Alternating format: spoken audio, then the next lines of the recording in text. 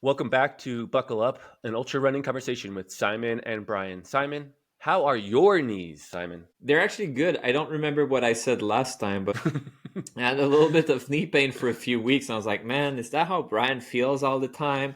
But it was temporary. I took rest seriously, and it was just like ligaments where my patella is. It was not an injury, just a little sore. But otherwise, I've had pretty productive workout week. Like good mileage, but poor quality, if that makes sense. Like reaching the 70 miles, but not doing speed work, not doing strength session. I hope to get back to it soon because big race coming up relatively soon. Arizona Monster 300, I think in 5 or 6 weeks from now, It's probably depending six, when the maybe episode seven. is Yeah, coming something up. around there. Yeah. So Oh, I yeah. mean, exciting stuff. It reminds me of last year when we did Kokodona. But what about yourself, Brian? How are your knees? My knees are good. Actually, they're a little tired. They're good, but they're tired, which means I'm training, right? That means I'm getting the work done. I'm doing some work.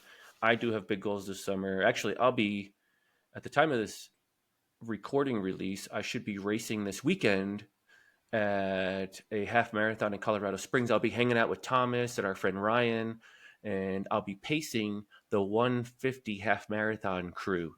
So I'm the guy with the little sign, and I run at a consistent pace of 8:36 or 8:34. It's either one of those two, and I probably will figure that out before I start the race. Yeah, where you run it in 1:30 and then just before the finish line you You stop just and you stand say, there. guys, hold Yeah. on, we can't cross yet, so that you make your No, no, 150 there's time. there's a definite art to it, and I really enjoy it, the process. I don't want to dive too far down this rabbit hole, but pacing is really a great way to give back to the community. I get a Mhm. workout in over it, and I get the T-shirt as well. Win for everybody. It's a great opportunity to get some speed work in, or some consistent leg turnover in, while helping others and cheering them on and screaming at them in the last half a mile to get in front of me because we're going for our 150 time goal. That's awesome. And so you said it's Colorado Spring, and you'll see Thomas, which Thomas was your pacer and crew for Kokodona, which of course makes me think of our guest today. That's right.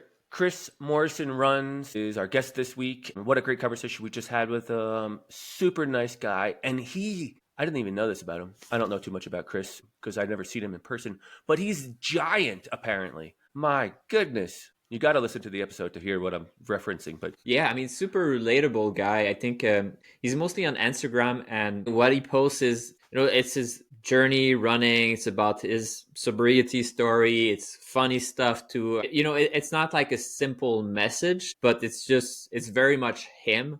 And I think that's a message that resonates with people. You can have a sense of his personalities, which both includes good things and flaws, and I think recognizing that is pretty important. So I really appreciate his style on Instagram, and that's really why I was so excited to talk with him today. And obviously he has some pretty big goals for this year, and has done pretty well so far. 2 ultra marathon already, Coldwater, Black Canyon, and now Kokodona 250. So it's ramping up quickly for him. yeah, I really appreciate his honesty and his transparency. It really shines through in this episode, and it shines through on his page as well. You could see it, and I think that's why he's not just the funny guy. He shares life challenges and all the things that come with life. It's not all about the funny all the time. So I appreciate that about this conversation with Chris. We talk a lot. We talk a bit about Black Canyon, and it's kind of like a little stepping stone milestone for him too as well, and it's great to have the conversation with him, and we really look forward to watching his progress through Kokodona. Maybe you'll be there, and I'll probably be there in some sort of volunteer role / coaching role. So we wish Chris the best. Thanks for tuning in, and without further ado, here's Chris Morrison, runs.com.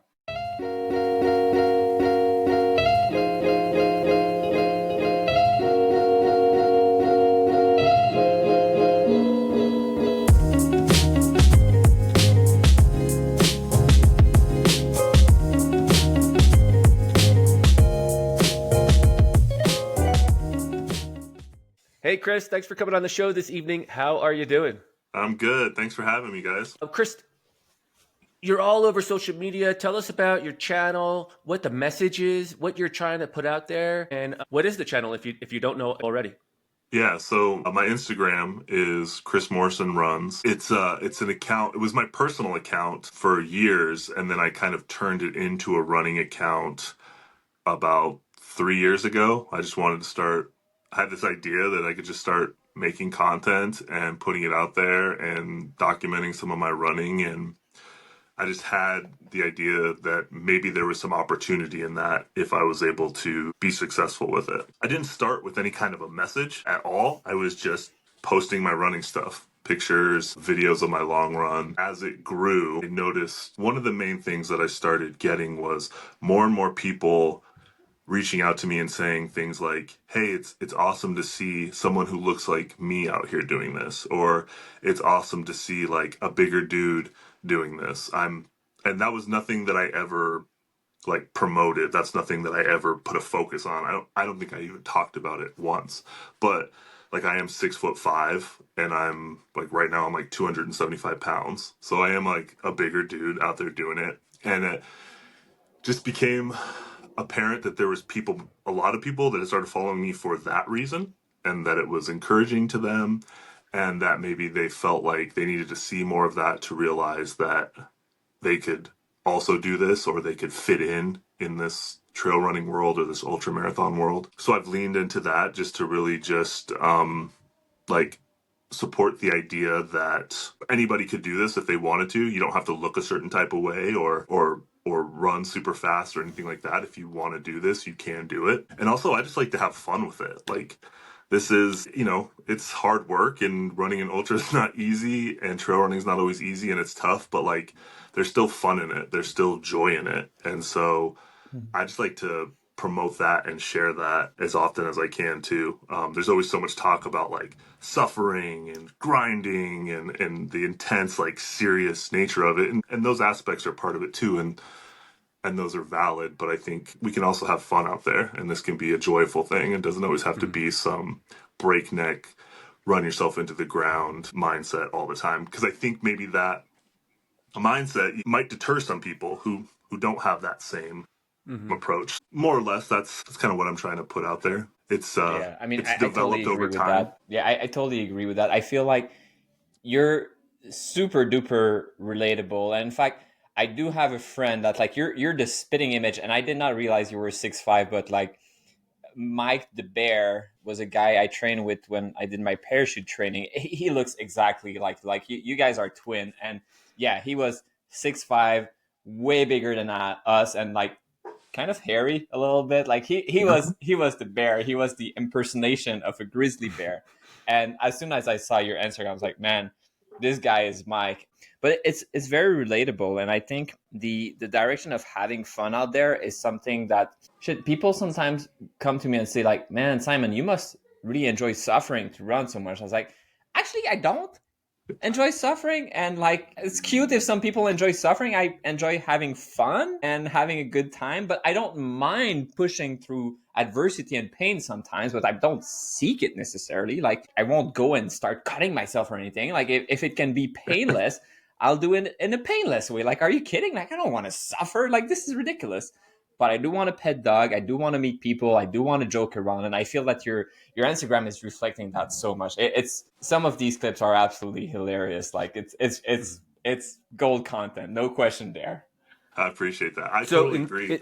Like the suffering, that's something that gets put out there a lot, and like, or that somehow that's the goal, is to go suffer and go break yourself. And I look at it like I want to go do this thing that I enjoy doing, and it is hard, and maybe some suffering or whatever you want to call it is going to be part of the equation along the way. But like, yeah, that doesn't have to be the whole thing, and it's not the end goal. I'm trying to complete these distances. I'm trying to do these tough challenges, but like, yeah, I don't want to feel like shit the whole time, or Yeah, right. feel beaten down the whole time. That's not the goal. I want to back up a second to you said you changed your channel or started to transition your personal account to a running account like 3 years ago. Is that when you got into ultra running, or how long have you been in the space and just kind of like been interested in ultra running or endurance sports in general? Sure. No, so I had been running and doing endurance sports since 2012. As far as like I started out with like a half marathon,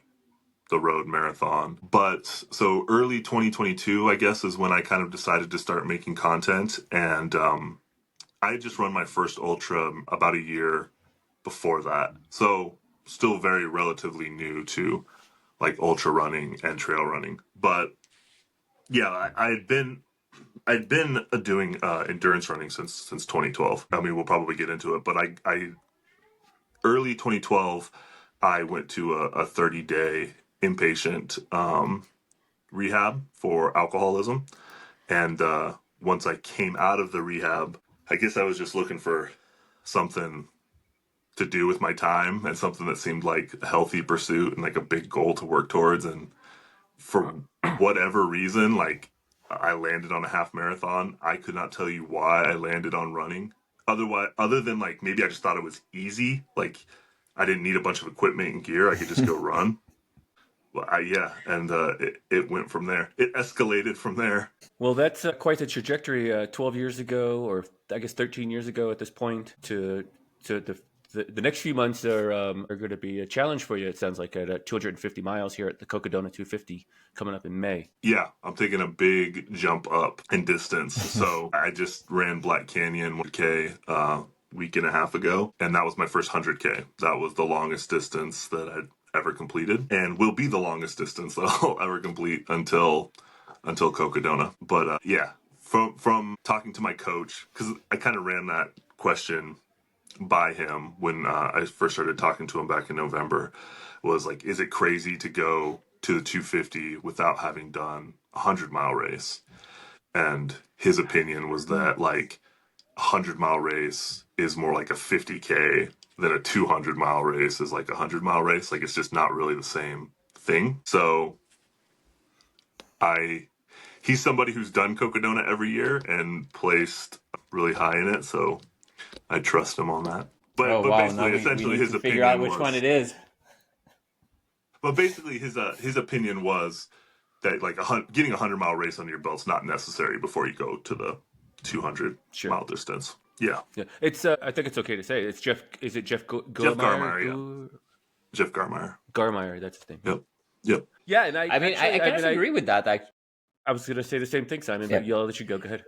Yep. Yeah, I kind of agree with that. I think the 100-mile is very different than a 200-miler. I wouldn't say that 100-mile is closer to 50K than 200-miler, but I think there are different categories. I would group like 50K, 50-mile, maybe even 100K in the same category. 100-mile is something else, and 200-mile is, especially if you have power hiking kind of mindset and you're used to several days effort, it's really not the same. It's just about having a strong mind game and keep pushing and taking care of yourself also. Whereas I feel 100-miler, you need to ignore some of the red flag that you're slowly degrading. Whereas 250, like you sleep, you take care of yourself. If you do, like it's going to really, really help out. But that's my opinion. Kokodona was fun though. You're going to have a blast. Yeah, I'm so excited. Yeah. Simon and I both did Kokodona last year in 24.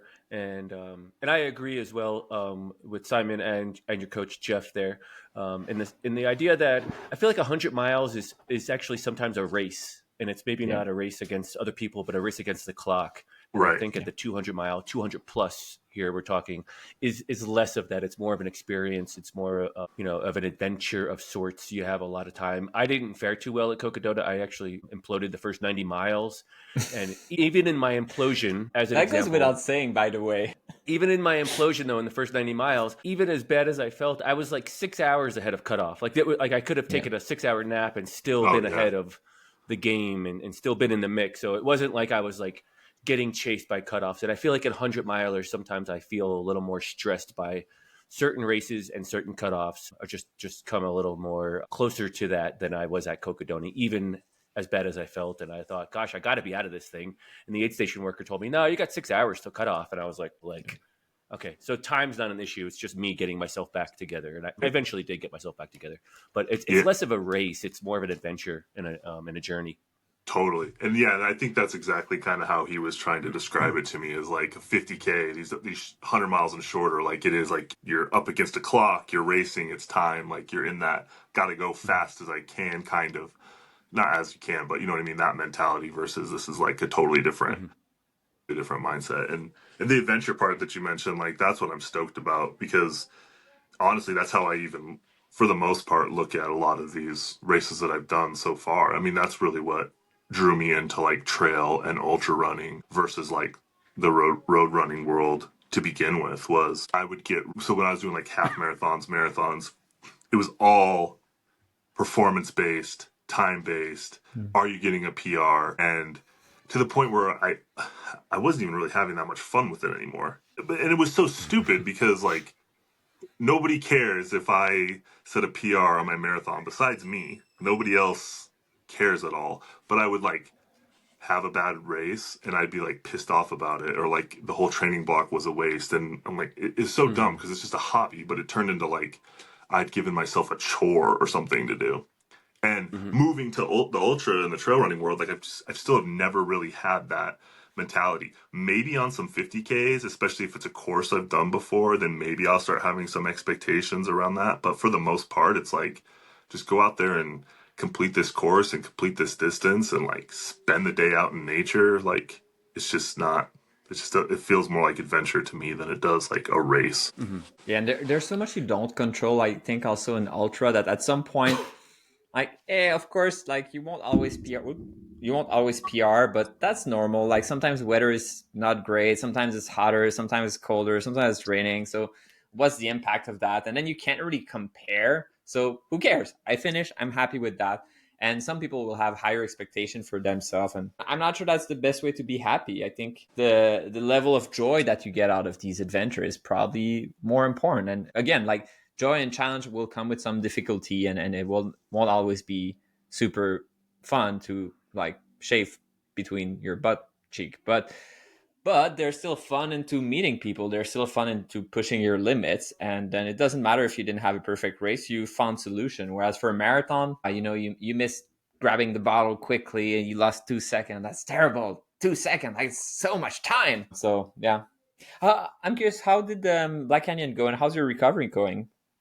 Black Canyon went well. There was so just coming off of like, so I ran the Coldwater Rumble 60K just 3 weeks prior. And of these races that I'm doing leading up to Kokodona, that was really the one race where I was kind of allowed to like push it a little bit more. These other ones been using more as just like long training efforts and just getting experience. So, and I did, at Coldwater, I got a PR for my 60K and a 50K PR along the way.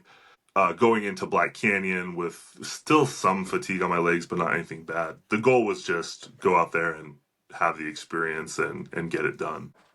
It went really well. Like no real hiccups. Like had to battle through a little bit of nausea stuff a few hours in, but got that sorted out.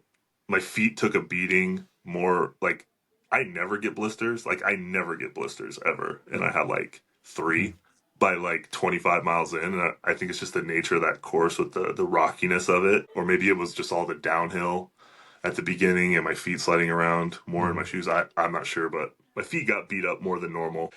But that was really the only adversity I had out there. It was an enjoyable day. I had like no mental lows, which was awesome because I do find for myself that pretty much any distance sometimes, and it's not usually anything major, but usually about halfway through, whenever I get around that halfway point of a race, no matter the distance, I start going like, ugh, like I've got to do everything that I just did again. I start thinking about like, okay, I've already run 25 miles. I got to run another 25. It'll get to me for a little while.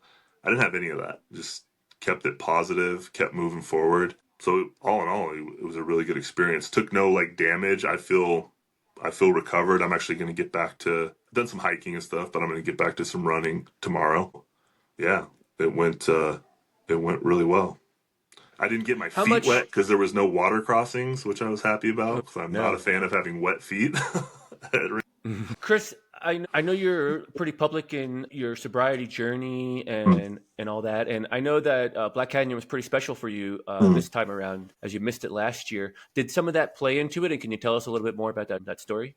Yeah, that was another layer to this race. Last year, I had planned to run Black Canyon. I had done like a full training block for it. It was the idea was that I was going to do Black Canyon, and then later on in the year I would do my first 100-mile race. That was the plan for last year. Got through all of the Black Canyon training through the peak weeks. I did the long training run out there, and like probably 2.5 weeks before the race, I relapsed on alcohol, and that turned into like a 2 month long bender. So I didn't show up to the race. I didn't. And so even going back this year, even though I wasn't like approaching it as like my big goal race for the year, that I knew I wasn't going to like quote unquote race it, just more so stay under control and just get it done. It was important for me and felt like closing a chapter to be able to go back and just complete the course. It was something that, one of many things, but we're talking about running, it was something that felt like it was hanging over my head and something that I wanted to go wipe the slate clean on as much as I could. So it was interesting because I kind of didn't anticipate like how heavy that was gonna feel kind of in the week or two leading up to Black Canyon. Like it was on my mind a lot, and even though it was all like a positive, it kind of reminded me of some past mistakes. I don't know, just talking about it more. I mean, there was just a heaviness going into it, but fortunately, I feel like on race day, it didn't really come into play. It wasn't even, for whatever reason, honestly, wasn't something that was even on my mind all that much until after I'd finished, which I think was good. I wanted it to just be a positive experience, and so, but yeah, it was kind of felt like a redemption run. I don't like Did I don't the like not following through on things that I'm gonna do, and so it felt good to go back and get that done. yeah, did this relapse also negate your 100-mile plan for 2024 as well? Another relapse negated that. So I pulled myself back together. Probably I don't know exactly, but probably end of April. Said okay, you know what? I'm gonna keep going forward. I'm gonna do Saddles 100 in October of last year, and I don't know, same thing. Trained for a few months. Didn't quite get like all the way through the training block like I did with Black Canyon, but I mean, I got into August and same thing. Picked up a drink and like next thing you know, 2 months have gone by, and so I mean, and I don't mind getting into this because I kind of have always glossed over some of the drinking and sobriety stuff, and I know that there's some history with you, Brian. So, but like, it's not like, oh, I had a couple beers and whoopsie. It's like, if I'm drinking, that's what I'm doing. I'm not really doing much else at all. So, like, all training goes out the window. I'm not showing up to start lines. Because I've mentioned it on like social media before, and so people are like, well, dude, if that happens, doesn't mean you have to give up on everything. And I'm like, I don't think you maybe fully, because I haven't given the full picture, like, fully understand what I mean when I say relapse. Because when I say relapse, I mean, other than like taking care of my kids, or I'm like isolating myself in a room and I'm drinking and I'm not doing anything else and I'm not talking to anybody. So there's no running, there's no racing going on. So yeah, last year I had some really rough moments. And so to have a much better start to this year and get that race done was a pretty big deal for me. Cause I think really what like in retrospect, what Black Canyon kind of showed me, or completing that race showed me, was like I had 2 periods last year where I really was like down and out, like ready to give up. This kind of thing had happened too many times. You just you're in that spiral. You feel hopeless. You feel like this is never going to get better. Everything's ruined, and not just running. Like I've ruined my life. And so to get back to being able to train and then finish that race, like that's not the most important part. The racing stuff is not the most important part of my life, but it was kind of showed me that like it's not like it wasn't really over. You thought it was over, but it's not really over. You can get back up, you can start again, and then and you can still accomplish these things you want to do. Like none of that was final in the way that it felt final at the time. Yeah, thanks for sharing that. I greatly appreciate your openness and honesty. I have most of the 28 listeners of our podcast know that I've struggled with addiction and alcoholism as well. I just crossed 8 years, but I am 50 years old now. So I've Wow. had my ins and outs as well. So it's not by no means, it is my longest stretch of sobriety. So I feel like I'm on a good That's track awesome. now. And the same thing, I got little guys at home, or I can hear your little kids in the background, but I got Yeah. mine are a little bit older than yours, I think, at this point, but I'm also probably a little bit older than you as well. So yeah, so I fully understand it. And I get that concept where where somebody assumes like, what do you mean you didn't show up to the starting line because you had a couple beers? But Yeah. it's more in depth than that, and it's a mental struggle as well to even get out the door and do something sometimes. So I totally Yeah. can Yeah. relate to that. Yeah, absolutely. Like, people would even notice just like on social media or whatever, like there's gaps. Like I'm not doing Mhm. anything.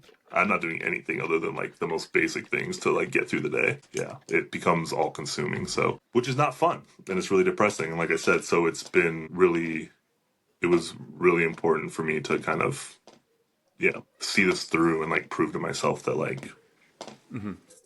not that I plan on slipping or stumbling or anything like that in the future, because I don't.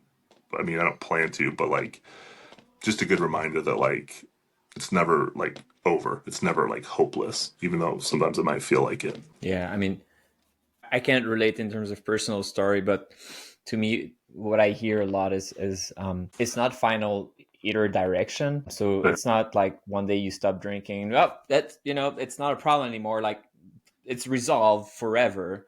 I think that's a battle that continues, and the fight goes on. And sometimes you have setbacks. Sometimes you go backward.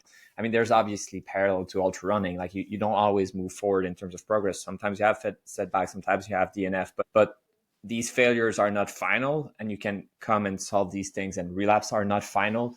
You can come and work on that. Will it be permanently fixed? Probably not. But the period of time where where you're working on yourself and making these improvements are very, very valuable, and definitely have a positive impact on the overall direction of your life. Sometimes then it will turn the wrong way.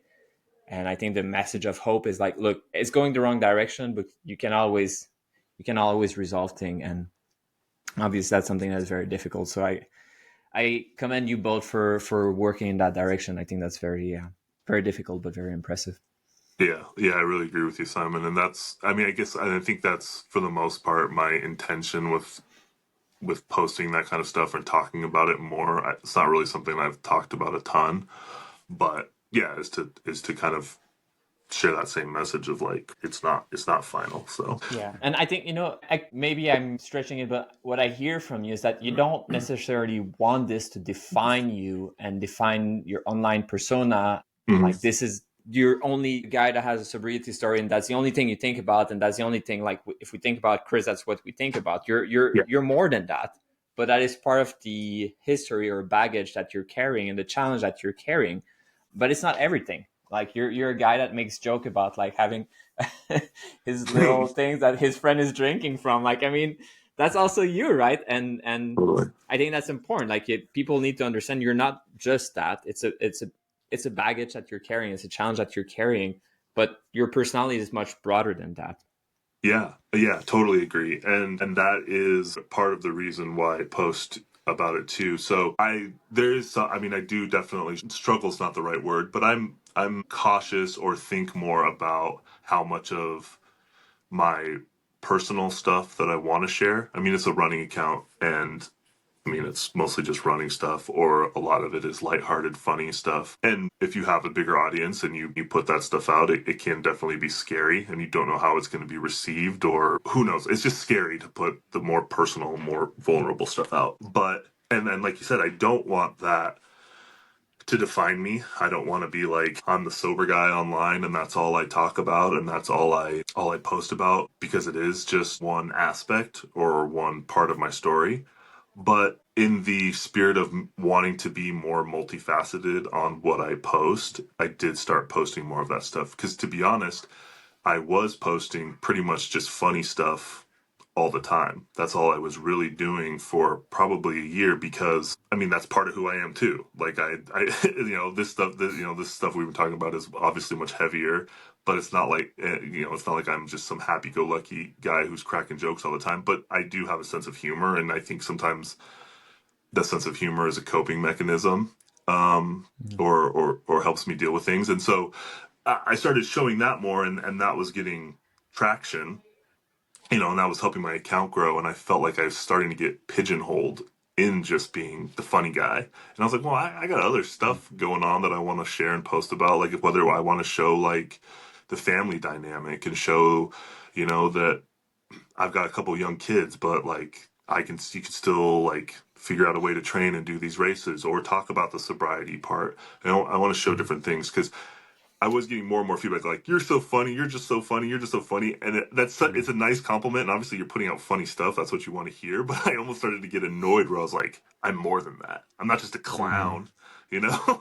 But so I have been trying to be more open with certain things and just more diverse because that's just the stuff that I want to share. And I think that all of it has its usefulness to people. Yeah. Chris, you got the people saying that you're funny and they appreciate that and they love that. I remember when I started sharing my sobriety story, I was surprised that people reached out and how they reached out and it was maybe a little more on a quiet scale, like a direct message or something like, hey, I can really relate to your alcoholism story or your sobriety story or whatever my story was that day about my trajectory to get to where I'm at today. Did you find that as well in your messaging that people were also reaching out about the relatability of a sobriety story? Yeah, absolutely. Yeah, totally. I've found that like no matter what I'm posting about, if it's genuine, if it's authentic to me, typically it strikes a chord with somebody. And it can be whatever. It can be something definitely absolutely I've gotten a lot of DMs about the sobriety stuff or just that they can relate or that it helped them or to encourage me. But like I said, I've also got it about just being like a bigger person, one of the larger people that's doing ultras. I've got it about that. I've got people who just flat out told me that it's motivated them to run more or even on the lighter scale, a lot of the funny stuff, the reason it hits is because people can relate to it. So, anytime I think if you're just being genuine and being authentic, that usually strikes a chord with people. Chris, you got a big, I don't even know if you have a big season coming up. Do you have anything after Kokodona? But you got a big race coming up, the Kokodona 250. And I want to dive into that, but maybe what's the end game for the 2025 season? I don't know. I mean, okay, I kind of perfect. have a rough idea. I really can't think past Kokodona too much. I mean, I don't want to, and it's just hard for me to. Like, my focus has been on that really, like, so I got an entry, like, I won an entry last May, like a Instagram giveaway entry. Because in my mind, I thought I would do Kokodona in 2026. For whatever reason, I was just like, I'll do another year. I'll do some more races. I'll do a 100-miler. But I got this entry for 2025, so I was like, well, I'm doing it. Like, and so really it's been my focus and on my mind, like, for ever since then. But really since, so I signed up, I sobered up in, like, the beginning of October of last year. I ran for, like, a month or so just on my own, just going out again regularly, just going and running regularly, having some kind of routine with it. And then I started working with Jeff at the beginning of November, kind of specifically to start gearing up for Kokodona. So especially since then, it's been like my sole focus, and it's hard for me to see past that. I do have it in my mind that I probably will try to run my first actual 100-mile race sometime. If it's going to be here in Phoenix, I want it to be like in the winter. So it's not anything that's going to happen soon. Like, I don't really have any interest in doing like Javelina. I mean, I didn't sign up for it anyway, but I don't want to train after Kokodona. I don't want to have structured training for a while. I want to take this summer to just kind of do what I want to do when I want to do it, especially here in the summer when it's like 110 and 115 degrees. And the last 2 summers I've like trained I've had like structured training through those summers, and I'm like, I don't want to do that again. So I know that I'll take some time off, and then probably in the fall I'll start looking for like a winter 100. I actually do have, so I lied. I actually do have a race in June, but it's a road marathon. It's like a month after Kokodona, in Utah. I haven't done a road marathon in like 6 or 7 years. That's a shift of gears for sure. Yeah. Well, so the story behind that is this. It's called the Utah Valley Marathon. It's in Provo. They reached out to me and they said, "Hey, would you come run our race? You can get in for free. You can have someone else come in for free. Just kind of promote it on your social media." And I was like, at first I was like, man, I'm going to be a month out of Kokodona, and I honestly don't have too much interest in like trying to run a road marathon. But I talked to my father-in-law, who is 60, in his early 60s. Him and I ran a marathon 10 years ago up in Alaska. I lived in Alaska at the time. And we just ran it together, had fun, stuck together the whole time. And he has had some, like, he was a runner also, but he's had like some back injuries, some pretty serious back injuries and just different things. And it's derailed that. But he's kind of back to a point where he can start doing it again. And the plan is that him and I would just run it together, have fun, like take 6 hours if we need 6 hours to get it done, and just have some fun out there. So I do have that race after Kokodona, but it's not like I don't know. It's more like a fun run, a fun marathon. I don't know, but it's just 1/10 of Kokodona, so you're fine. yeah, I'm Well, curious to distance see. wise, not time wise. So when you guys, That so time I'm is. curious about the time. So it's like a month after Kokodona. So like when you guys finished Kokodona, could you envision doing that long of a distance, even at like a super easy, I'm gonna like walk half of it, run half of it kind of pace, or were you still I'll let feeling Simon- Ask pretty? me. I'll let Don't ask me. one. Yeah, I raced Bryce Canyon 100 mile the week after, and I had done Holy Fuji 1 week before. Yeah, so That's awesome. don't Not me use though. that for reference. Not me, Chris. Okay. Not I. Okay. Well, But I don't know if I'm I built like feel that. Simon. Yeah, I feel that for me, I was more banged up after some 100 miler than after both Cocodona or Tour de Jean. I have only done 200 miler, and I feel that the nature of taking care of yourself a little bit more, sleeping a little bit more, and pacing a little bit less fast is helpful if you do it well, and it can help with recovery. But injuries, mild injuries, or ailment are relatively common for 200 miler. Like it's not uncommon to like have some IT band issue or Achilles pain that will just be nagging you forever. So it's not like 100% is going to be fine, but it can totally be fine if you're lucky. I mean, if we compare, Brian had like pretty bad injury after what Mohab, right, Brian, for your Achilles, Yep. and Yep. then like there's no way you would have done a marathon a month afterwards.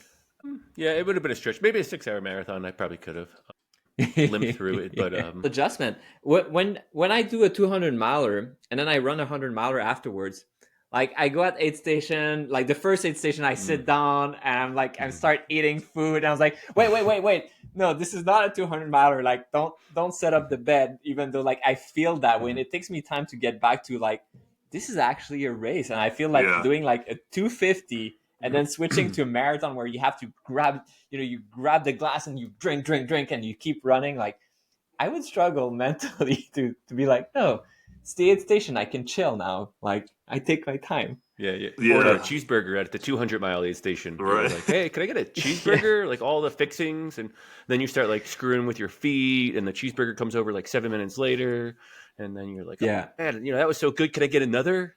But you can't do that in the 100-milers. I mean, I you know. can at some, but Yeah. but not too many. Yeah. Yeah. That's So it's what a I'm different, curious. it's a change of Definitely pace. Yeah. That's what I'm curious I to think- see. Yeah. I don't It know. sounds like your Black Canyon recovery is going well, and it sounds like maybe it was 10 days out or so. Yeah. It's been really. I mean, honestly, after maybe 3 or 4 days, like the soreness, the stiffness was pretty much gone. More than anything, my energy. I was just tired. I don't know if you guys experienced this, but like I can't sleep or shit like the night after, or even like the following night after like an ultra. So, and I mean, I didn't finish. I didn't finish Black Canyon. I took 17 hours and 20 minutes. So like I didn't finish Black Canyon, and I was in the last wave at 8 a.m. So I didn't finish until 1:20 in the morning, and I still had to like ride the shuttle back to my car, drive an hour to take my pacer home, then me drive home. By the time I was showered and in bed, it was like 4 a.m. I'd been up for 24 hours, and I still couldn't sleep. I tossed and turned for a couple hours, and then I was like, I'm just gonna get up, and went through that day. And then even that next night, like I just can't get comfortable with like the muscle soreness, I guess. My quads it was really my quads from the downhill. My quads were just screaming. Same thing. I kind of tossed and turned that night, and so I really went like 3 days before I got like any decent sleep. But once I started getting my regular 8 hours, then like a lot of the soreness and stuff I feel like cleared up. I honestly feel like I could have probably gone back to running even towards the end of the week or last weekend, but I'm just being smart about it, following coach's instructions, and get back to being patient and get back to it this week. But I know yeah, you're working with Jeff. I believe that you're a coach as well, aren't you? I did start coaching people in November. Okay, So cool. Yeah, yeah. yeah, I got certified over the summer, and then With kind of USCO, officially, I think. yeah, USCO. Yeah. And then just kind of officially announced it and started taking on runners kind of towards the end of last year. And it's been really fun because pretty much everybody that I have, with the exception, I mean, so probably 80% of the people that I have, they're all training for like their first ultra, like of their first 50K. Oh, nice. So it's like, it's Nice. super fun. Yeah. Which Yeah. is really kind of what I wanted at being a new coach. Like it was, I feel like that's a good fit. So yeah. Yeah. Where I was going with it is I was thinking like you'll start to see athletes and how they recover and how they respond to different stimuli, and not that it'll dictate yours, but then you'll start to notice your own. It'll just come with time and experience of Are you how saying, that... Brian, you should experiment on your athletes and then you recommend some No, really bad strategy? You're taking in the let's data see how though. it goes. Like you're using it as data. I'm not saying you're experimenting like with like some lab rats or something. Like that. You're not treating them like that.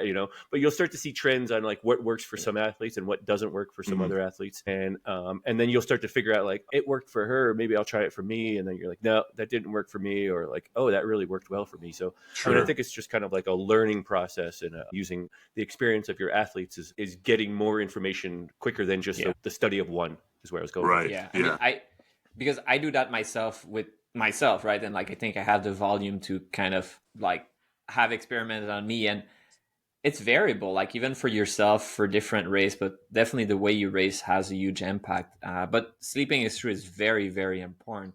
I don't know for you, Brian, but for me, if I start to go to bed like immediately after a race, like maybe my leg would cramp and I'll just wake up and toss a little bit. But eventually I get in the phase of like I'll fall asleep, very deep sleep, but it feels more like passing out than sleeping. Like it doesn't feel like, oh, I'm so much better now. It usually takes a full like cycle to get back to like, this is good sleep. Like I'm sleeping, but I get to it pretty quickly.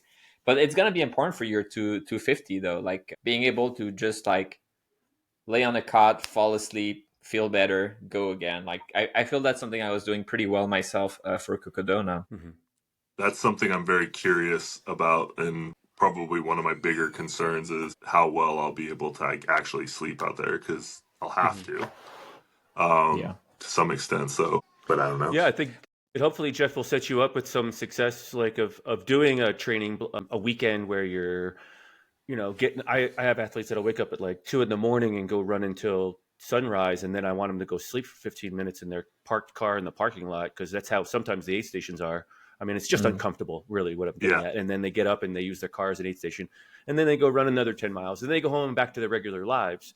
But just that same sensation, because I feel like the sunrise and the sleepiness and all, like there's all some moon phases in there probably that somebody else can explain better than I can. But there's just all of that plays into it, and you're like, man, it is so tough. I do have a natural ability personally to like fall asleep on the spot. Like on a trail, like I could take a trail nap. Like I could probably take a trail nap right now, although it's only 10 degrees in Colorado. But I did drive home almost the whole way home from the finish line of Kokodona. My friend and I, we took off the same thing. So I had the same issues that you have as well.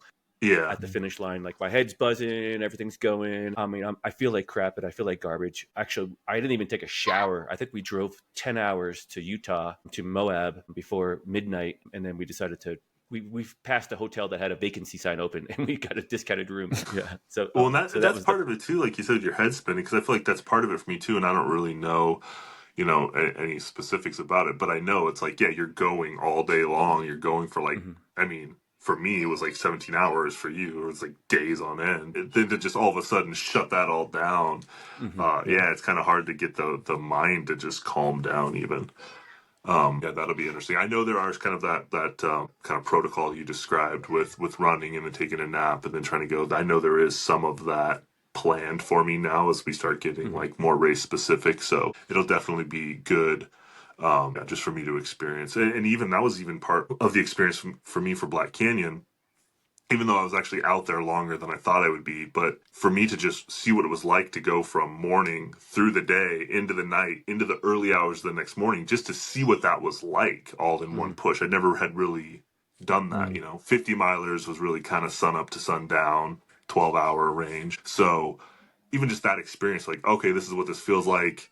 It was nothing I couldn't handle. It wasn't like so crazy or anything, but if nothing else, it's just a good experience. It's like a confidence booster to know what that's, at least what that's like. Yeah, and for what it's worth, I feel at Kokodona, if you do struggle like having good sleep, it's not necessarily a disaster. You won't feel great, which isn't great, but a lot of the second half is on dirt road, and if you're like not, you're a little bit like lightheaded and you struggle a little bit more, like you'll be fine. Like this is not, you're not in the mountain close to a cliff, like you'll be fine. Like you'll struggle, and it's good if you can sleep, but that's why I think some people are able to get away with like having a hallucination and like almost not sleeping at all. I think if it was a technical trail, like, yeah, you can't do that.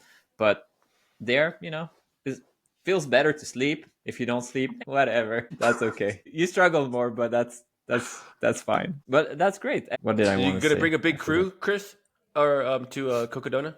I'm actually literally just starting to plan that now. I've got like a spreadsheet. I'm gonna start plugging in like pacer names. I got a guy who's gonna be out there all week for me, so he'll be like the crew chief. And I've got like tons of people. I probably have more people than I need that have volunteered to like crew and pace. So, but yeah, I'm actually planning all that now to see exactly like who I want where, how many I'm gonna need. But like, I fully intend to like utilize crew and pacers like as much as possible. I'm not trying to go solo any more than I have to. No, I think that's an added benefit, and that camaraderie, and a new pacer, can lift your spirits tenfold, pretty quickly. So and like I have great ideas. I have some people that I know who could like pull like multiple stretches, but my thought is, I mean, my instinct is that I want to make sure that whoever I have with me is like fresh though. I don't want like someone else who's struggling.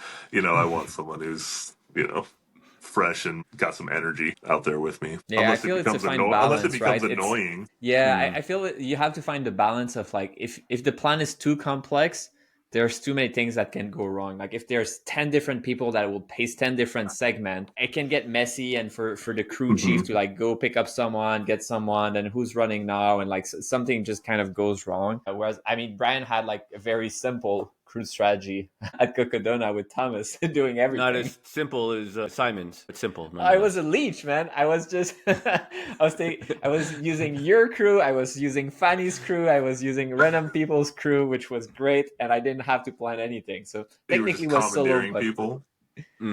Yeah, exactly. I mean, it worked pretty well, except, I mean, the truth is I wish I had someone crewing me just for like having the stuff when you need it and being able to leave stuff. Like I had to carry all of my night clothing, which is a fair amount, all the way from Crown King or whatever the name is, all the way to the end. So like for 200 mile, I was carrying extra weight all the time. I didn't have a toothbrush, which like sounds very little, but after 4 days, like you have mouth sore, it's just not fun. Whereas you have a crew, they give you a toothbrush, like that's fine. So little things like that did matter a little bit. But otherwise, yeah, people were super helpful, which was great. And shout out to Thomas, of course. Yeah, I'm totally with you. Like I like to think that I'm pretty minimal as is with like running stuff. Like I don't like to overcomplicate things. So like I want like enough people, but I don't want like anything more than I need, because I do not want a bunch of moving parts. Because I'll be honest, that's probably the thing that stresses me out the most. Like just looking at this is planning like the people and where you can, all those logistics. That's not like necessarily my forte. So yeah, I want it to be what I need, but as least complicated as possible. I don't want to be stressed out there thinking about who's where, who's going where. Not an overindulgence of people. Yeah, totally.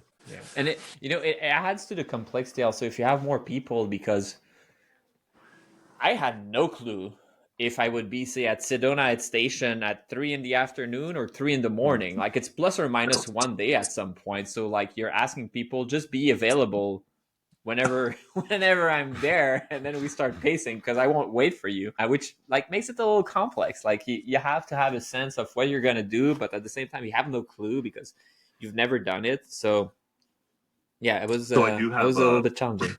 I do have a spreadsheet that has some formulas. So like you can plug in like, and I won't be Mhm. doing it, but my crew chief will be doing it. Like plug in like what time you got in where, and you can Yeah. kind of have, I mean, obviously, like you said, like who really knows? Anything can happen out there, but you can plug in like an estimated pace and it'll Mhm. give you like a projected time.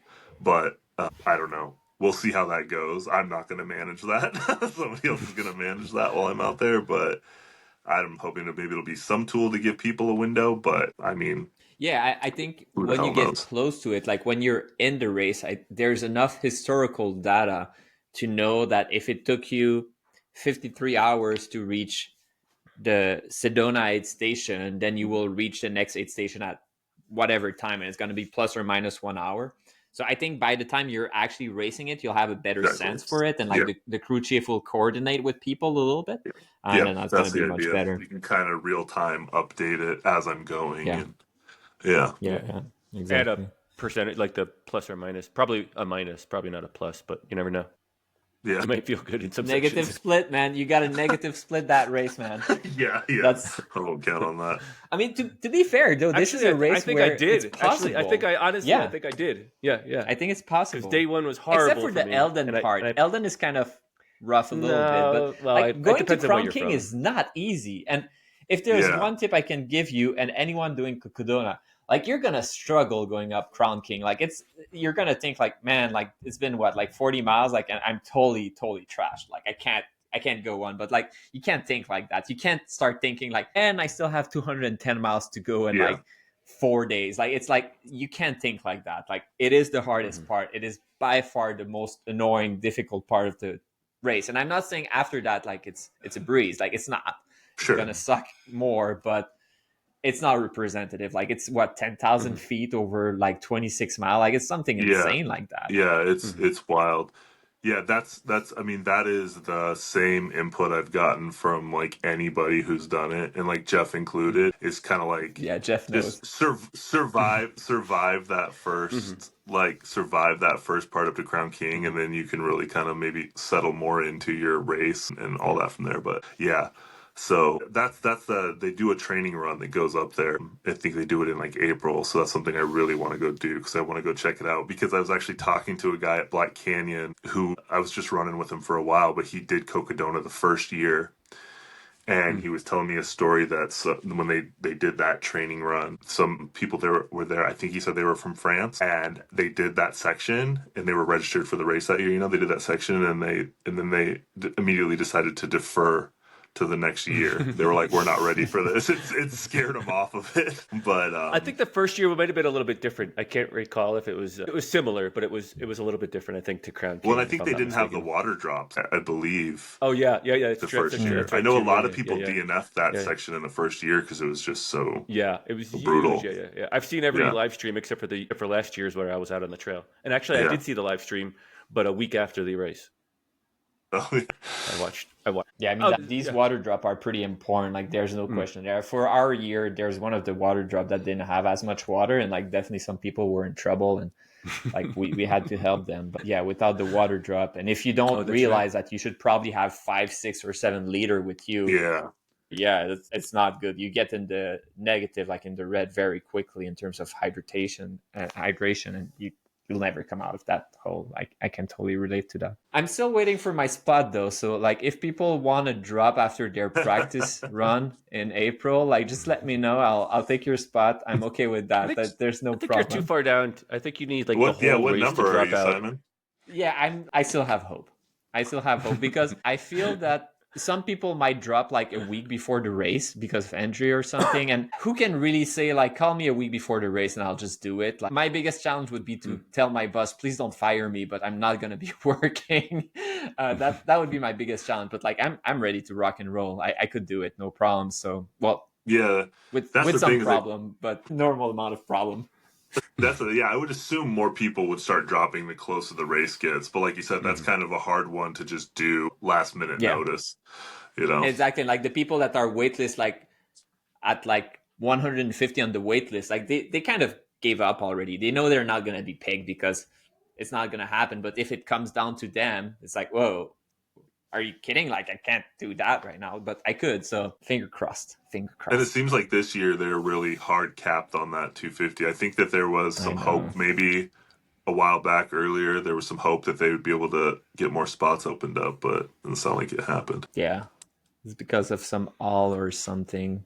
Yeah, I've heard something about some owl. owl. They actually renamed Elden Crest 38 or whatever. It's something else now. 39. It's it's Flagstaff. No, it's Flagstaff. Oh, I thought they 39. just called it. I thought they would just change it to Elden Crest 39. No, it hasn't. But they changed the name, I think. I'm gonna look it up right now. What is it, Brian? You seem to know. But actually, you guys probably know better than me. Oh, maybe it's Elden Crest. You're right. Instead of Nah. It's not. I'm gonna tell you in a second. Because they also opened up a new distance this year. Yeah, Mingus. Yeah, Mingus 82 or something. 82. Yeah. I didn't hear about the name change. I knew they changed it from 38 to 39 miles, but I didn't know that they changed it. Flagstaff Crest 39, it's called. Huh. I didn't know that. I see it on the website right now. Yep, Flagstaff Crest, Sedona Canyons, don't go up Elden anymore. Yeah, exactly. They didn't go up Elden ever, I don't think. That's true, actually. That distance even never last did. year they Sedona did the first year. That's right. So I did the Sedona 125 the first year, and we were going up Elden with the Kokodona people, but last year they didn't do it. Yeah, that's right. But I really enjoyed that. Go ahead. Oh, no, I just said that's right, because I had a buddy who did the 125 last year, and yeah, he didn't go up there. Yeah. I really enjoy that they do the different distances. Like it really enables people to live the course, and even just the way they do the 125, which like I think you have 75 hours to do 125, which is more than reasonable, but the time is aligned with the Kokodona people, and you get to interact with these people. I've heard some people from the Kokodona are not excited about it, but personally I was like, this is so great. Like that was one of my goals, was to reach the 125, like the Jerome aid station, before the 125 would start, so that they would pass me, so I would see the people. I think that was great. That was fantastic. Yeah, I heard that some people that were doing the 250 weren't happy with it either. Did you? I don't really understand or didn't hear the reason why. Some people are like that, I think. Like for me, I was really happy, and that was one of my goals. But like, I don't know. And I've had one experience, another race where, and that was Diagonal des Fous, where the race was way bigger. It was like 3,000 people doing the 100-mile and 2,000. I don't know the number, but it's a crazy number like that on single track. And the 100K start after us, and they would just pass us. And that was really annoying on a single track where you have probably at least 1,000 people passing you full blast on technical trail. Like that was like, this is getting a little annoying. And on the flip side, like I'm sure they were annoyed themselves that they had to wait for us to move aside. So that was not a great interaction. But for Kokodona and Sedona, like, I don't know, that's just silly. Yeah, I have no problem with it. Yeah. Actually, I enjoyed, I was so far back in Kokodona that when I was catching the Sedona 125 people, I had, like, we were obviously in different races, but it was, like, nice to have people around me, because I was, like, I felt like I was so in no man's land, because 3.5 days into the race, you're so stretched out over the course that, there's just no one around. You're like, where are all the people? Like, where did they go?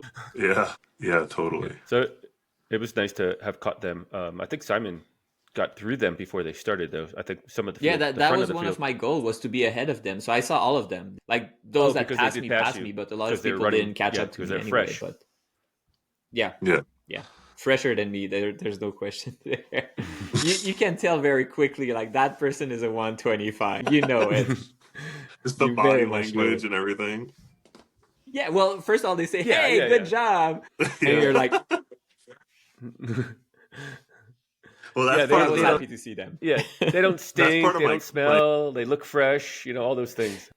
Yeah, that's part of my thought process going into like crew and pacers, because I've had some people reach out that I don't really know, that just have followed me, but like I only want to have people out there that I know, that I've run with before, that I've trained with before, because you're probably going to see me in some I'm not going to be mean, but you know what I mean? Not the most personable light, I'm sure, at times. Probably not feeling like being all bubbly and talkative. So I don't want these people going out and being like, man, that Chris guy is a real jerk. He's a freaking phony online. Yeah, exactly. Like, He's where's not so the funny funny. guy? It's like, Yeah, That we're guy's where's not the like so big 200 funny. laugh, miles dude? deep, man. Tell me a joke. Tell me another one. 150 miles Entertain in. Dance. Yeah, totally agree with that. Yeah. Yeah, I think there's something to the Pacers, and I think Simon's probably made some videos about it. We talked about it in earlier podcasts about crew. We had Nora, Simon's wife, I think Leanne, a friend of ours, and the four of us talked about a pacing crew choices that you make and some ideas and other things. That's in a previous episode. But where I'm Cool. going with it is that just kind of using some of those ideas is really helpful. I think some of them were, like knowing your pacer. Do you want to be in the front or the back? And kind of like just getting the expectation to your pacer of it's a lot of like hurry up and wait. Like you're racing to this next aid station and you're sitting there and all of a sudden you're like, when is he going to be here? They're like, it's going to be like 2 hours. Like, find something to do, bring a book. You're going to be here forever. It's going to feel like forever. You're bored, and they're pumped for you and they're excited for you. And they want to, be part of your experience, but, and you come strolling in at like a 22-minute walking pace, and they're like, this is what we're doing for the next 12 hours. We're going to walk. Yeah, right. So just setting that expectation now that it's going to be like this slow process, like that you don't, it's not about fitness. We're not racing this thing. There's no, tackling the next section, like it's going to be just a process of getting there. Yeah, totally. Totally. And I feel you need to like be in sync a little bit with the pacer and the runner. Like someone could be a great pacer, say for Brian, because Brian has a certain style, and with me it just wouldn't vibe, like with Brian, maybe you need to remind him, like, Brian, are you eating? You got to run faster now, like kind of pushing him. Whereas for me, it would just annoy the shit out of me. It's like, come on, man. Like, I know what I'm doing. Like, just hang out with me, just talk with me, just be funny. But like, don't tell me what to do. Like, it's just, you need to align. And I think someone, it's a little bit easier. Also, just like you said, someone, it's so much easier to be vulnerable. Like when I'm with my wife, I'm more likely to say like, oh man, like I'm feeling really bad right now. Whereas if it's someone who's following me, maybe I wouldn't be as comfortable. And it's like I know you want to help, but maybe like this is not working out, and you don't want to say that to someone who wants to help. So it can put you in a weird position because the intention is good, but it's just not working out. Yeah, totally. It can be tricky. Yeah, I don't want to be like, feel like I have to be on or be performative or anything like that. Yeah. And I mean, we'll see with Kokodona, but like historically when I have had pacers, like I'm kind of like you, Simon. I really just want the company. Like I just want someone to like, just so I'm not out there by myself, So that's another reason why it just makes sense. I've got plenty of people I know that I run with and train with often that could slide right in there. Nice. Yeah. Well, Chris, we wish you the best of success this year. We might see you at Kokodona. I think I have 5 or 7 athletes at the Sedona 125. I have 1 in Kokodona, so I'll be back and forth bouncing around the course. I actually have no volunteer obligations at this point, but you never know. I've been known to jump in and volunteer sometimes wherever needed, if needed. But I plan on being there. Awesome. Throughout most of the event. I probably won't be at the start of Kokodona, but I will be definitely there on Monday evening, Tuesday afternoon. And Simon is pretty deep in that wait list, but you might see him. Yeah. I still have hope, okay? Like, Ervaipa, please get me in. I need to run this one. It's the only one missing of my season. I'm doing Monster, Triple Crown, Swiss 360. I'm missing Kokodona. So guys, come on. So you're doing the Monster. I mean, Yeah. You would, if you got into Kokodona, you'd go Monster pretty much straight into Kokodona, right? How much time is there between? It's like 4 weeks, but my whole season would be pretty booked with like 200 miler because then I would do the Triple Crown also, and then Swiss 360. So I think basically every month I would do a 200 miler. So it would be intense. Some hundreds scattered in there, I bet. Yeah, just for good measure, because I do want to get into UTMB someday. So I sprinkled a little bit of UTMB race in there someday. If you don't follow Chris at Chris Morrison _run, you should. He's got great content. He kind of, we talked about it here, but he kind of balances a little bit of both. And maybe it's not a balance, but he's the funny guy, but he also shares life stories and life lessons that come to him in daily life, everything that we do. Thanks again, Chris, for coming on the show. We appreciate your time. I don't want to keep you much longer. I know I could hear the kids in the background, so I'm sure they're chomping at the bit to hang out with their dad. I appreciate it, guys. Thanks for having me on. Yeah, we hope to see you soon. Take care.